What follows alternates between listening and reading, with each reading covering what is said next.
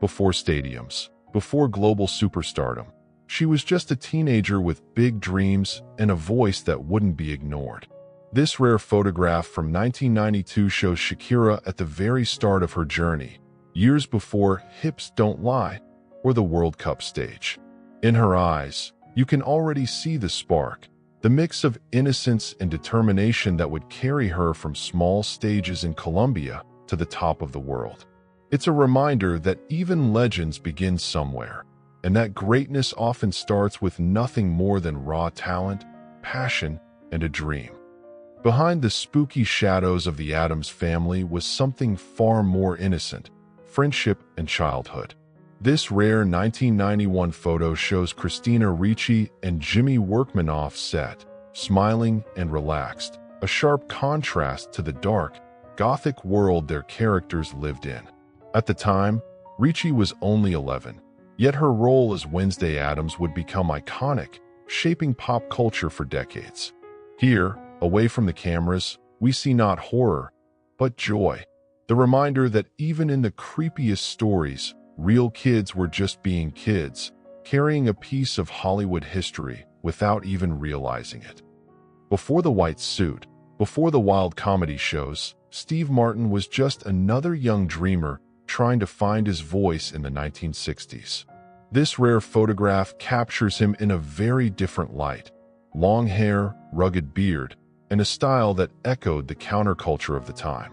Few could have guessed that this man would one day redefine comedy, selling out stadiums and becoming one of the most iconic entertainers of the century. It's a glimpse into the making of a legend, when the future king of absurd humor still looked more like a folk musician than a comic genius.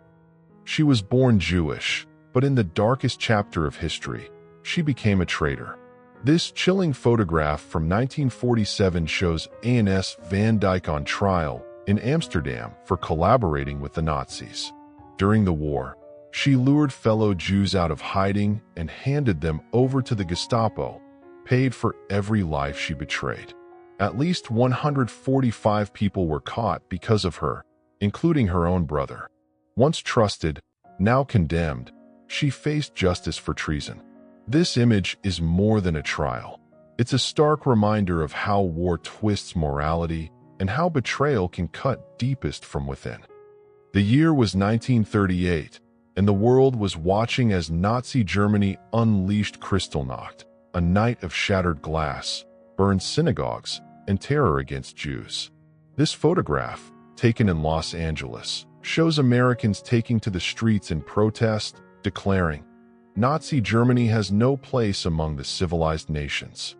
Men, women, even children carried signs demanding justice, unity, and aid for refugees.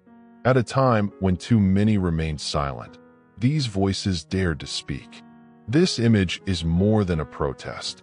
It's a reminder that even in darkness, courage can rise, and history is shaped by those who refuse to look away. Before Las Vegas residencies, before Grammy Awards, she was just a teenage girl with a voice too powerful to be ignored. This rare photo from 1981 shows 13-year-old Celine Dion in Quebec, signing records for her very first album, La Voix du Bon Dieu. At an age when most kids were just discovering who they were, she was already stepping into the spotlight, carrying dreams far bigger than herself.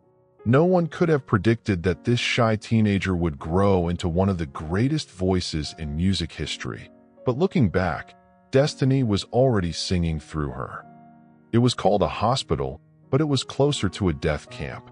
This chilling photograph comes from the Colônia de Barbacena Asylum in Brazil, where from 1903 to the 1980s, an estimated 60,000 people perished. Shockingly, most had no mental illness at all. Many were simply poor, homeless, or considered undesirable. Inside, patients faced starvation, disease, abuse, and unthinkable neglect. Children grew up caged alongside adults, while corpses were sold to medical schools for profit. Known today as the Brazilian Holocaust, this place wasn't just a tragedy. It was a crime against humanity, hidden in plain sight for decades. It looks almost unthinkable today. A baby perched on the front seat of a car with nothing holding them in place but gravity and a mother's quick hand. This photograph from 1958 shows what was then considered car seat safety. These seats weren't designed for protection. They were designed for convenience, letting mom keep an eye on her child while driving. No seat belts, no airbags, no reinforced frames, just hope. Looking back, it's a chilling reminder of how far safety standards have come and how many lives were saved once science replaced trust with true protection. Before the myth, before the posters and revolutions, he was just a young traveler with restless eyes and a world to discover. This rare 1956 photograph shows Che Guevara camping in Ireland, far from the battlefields that would later define him. With a thermos in hand and the look of a dreamer, he was still searching for purpose, for ideology, for the fire that would make him a symbol of rebellion. It's a striking reminder that even the most polarizing figures in history began as ordinary people, unaware of the legend their choices would carve into time. At first glance, it looks like a romantic moment, a couple standing on the shore, holding each other as the waves crash behind them. But this 1954 Pulitzer Prize-winning photograph, Tragedy by the Sea, tells a far darker story.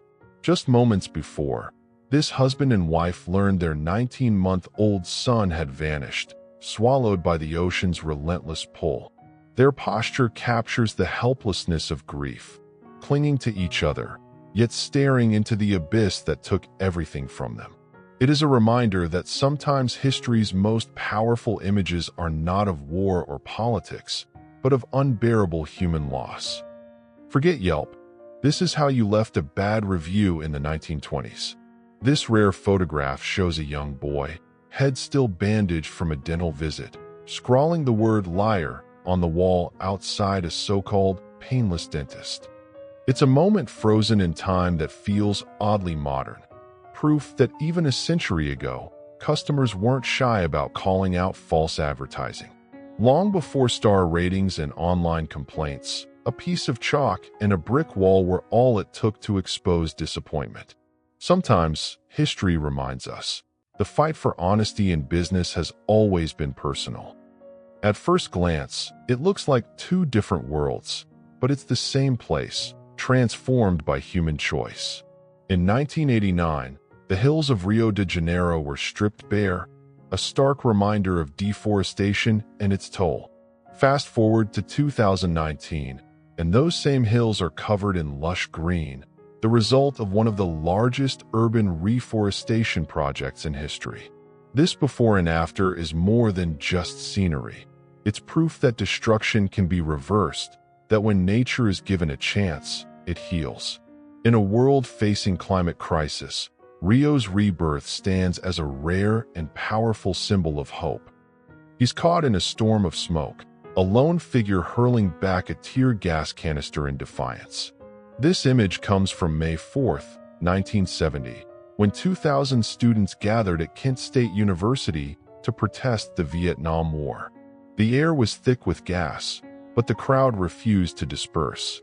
At 12:24 p.m., National Guardsmen opened fire, 13 seconds, 67 bullets, for students killed, 9 wounded. What began as a protest ended in tragedy, a moment seared into American memory. This photograph is more than resistance. It's the heartbeat of a generation that dared to stand against war, no matter the cost. It looks like a cannon disguised as a rifle, and in many ways, that's exactly what it was. Known as a punt gun, this colossal firearm from the 1800s stretched over 10 feet long and weighed close to 100 pounds. Fired from small hunting boats, it could unleash a full pound of shot in a single blast, taking down as many as 50 birds at once. Devastating and efficient, it nearly wiped out entire flocks in a single pull of the trigger. So destructive was its power that punt guns were eventually outlawed worldwide, a reminder of humanity's capacity to overreach in the name of progress. He looks almost too young to wear a uniform, and that's because he was. This is Armin Kuhn, a German boy who left home at just 12 years old in 1939 to fight in Hitler's war. Like many child soldiers of the Third Reich, his youth was swallowed by ideology and violence. After the war, his story darkened further. Kuhn stood trial in England for taking part in the lynching of a fellow German prisoner accused of betraying the Nazi cause. His haunting portrait is a reminder of how war corrupts innocence, turning children into soldiers and soldiers into executioners. The room is tense, the air heavy with urgency. Phones pressed to their ears, voices hushed but frantic.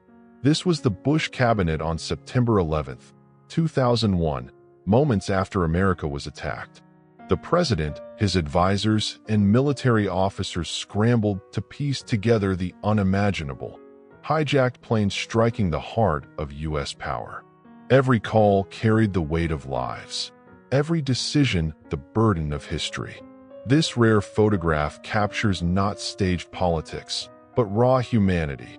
Leaders caught between chaos and duty, forced to react in real time to a nightmare unfolding before the world's eyes. Long before anime, cosplay, or comic conventions, there was this, an 1890 photograph of a Western tourist who paid to dress in full samurai armor. Clumsy in sandals, yet clutching a katana with deadly seriousness. He likely imagined himself a warrior of ancient Japan. But behind the stiff pose lies a fascinating truth. The allure of samurai culture had already crossed oceans, captivating Westerners long before the modern era of fandom. Today, we might call him the first weeb in recorded history, a man so enchanted by a foreign tradition, he immortalized himself in steel, silk, and a touch of misplaced honor.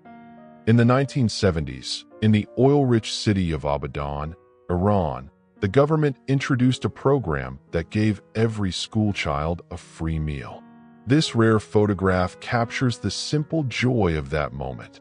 Young boys, their bowls and tin cups in hand, crowding around as a nurse carefully ladles out their lunch. The smiles on their faces tell a story beyond food. It's about dignity, care, and the promise of a brighter future. Decades later, this image stands as a poignant reminder of how something as small as a warm meal can ignite hope in an entire generation. On September 10, 1950, history was made in the Netherlands when PSV faced FC Eindhoven in the country's first televised football match. Perched on top of a truck with bulky cameras and cables dangling dangerously, pioneers of live broadcasting brought the beautiful game into living rooms for the very first time. The grainy black and white images may seem primitive today, but to fans, it was revolutionary. The birth of a new way to experience passion, rivalry, and unity beyond the stadium walls. This single broadcast transformed football from a local spectacle into a shared national experience, forever changing the culture of the sport.